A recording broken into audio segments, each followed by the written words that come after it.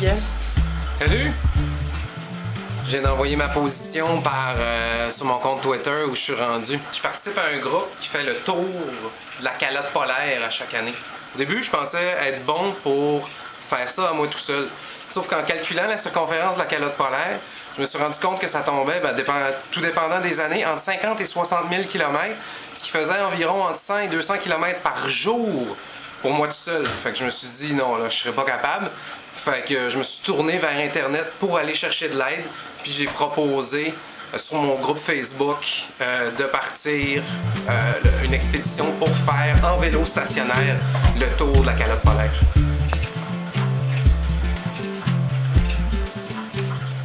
Ce qu'on fait, c'est qu'on prend le minimum au mois de septembre de la calotte polaire qu'on prend sur Internet, puis on le dessine à l'échelle comme ça. Ça me donne un visuel, si tu veux, pendant que je pédale. Je vois exactement je suis où. Tu vois, on commence tout le temps à peu près dans le coin à gauche à chaque année, puis on commence comme ça. Là, on est rendu... C'est moi qui fais les traits bleus, c'est moi qui ai fait où je suis rendu, puis je regarde sur la carte avec la latitude, longitude, puis après ça, je l'envoie avec mon BlackBerry. Puis on est rendu là, donc il faut qu'on vienne à là d'ici septembre, fait que ça donne une idée genre de ce qu'on a fait. Puis d'année en année, vous refaites le même trajet, ça vous a pas... Ben le même trajet, non, c'est toujours des trajets différents parce que la calotte n'a jamais la même forme en fait.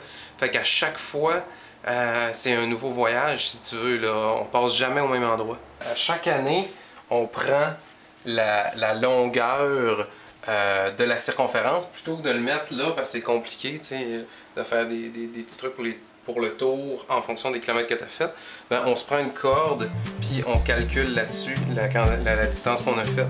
Tu vois, 2007, il était vraiment tout petit si tu compares par rapport aux autres. 2006, tu vois, vraiment une petite calotte. 2004, c'est la première année genre que j'ai faite. Là. Il avait simulé que la calotte polaire allait finir de fondre en 2080. C'était parfait pour mes vieux jours. J'aurais eu 103 ans à ce moment-là. Si on regarde le mur, je me serais ramassé probablement quelque part ici.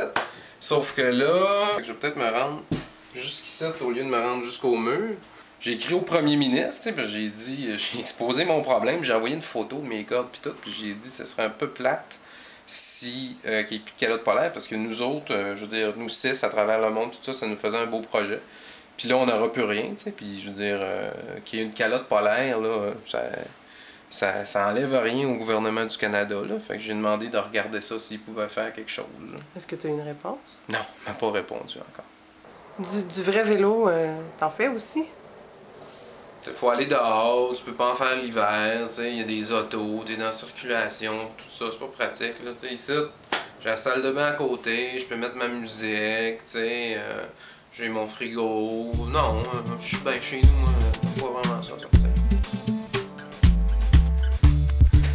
Si tu avais des conseils à donner, des gens qui sont intéressés à se lancer dans le vélo stationnaire comme toi? La calotte polaire, c'est pas un domaine qui a de l'avenir. Moi, je recommanderais autre chose, soit faire la frontière sud du Pergélisol, par exemple. Ça a de l'avenir. Sinon, non, vraiment, là, faites autre chose. J'ai un corps d'athlète maintenant. Les gens ils me demandent, Miguel, comment tu fais pour être aussi en forme, tu sais, puis avoir de l'air aussi en santé. Mais j'ai pas toujours été comme ça. J'ai déjà été vraiment, je faisais de l'embonpoint, puis ça,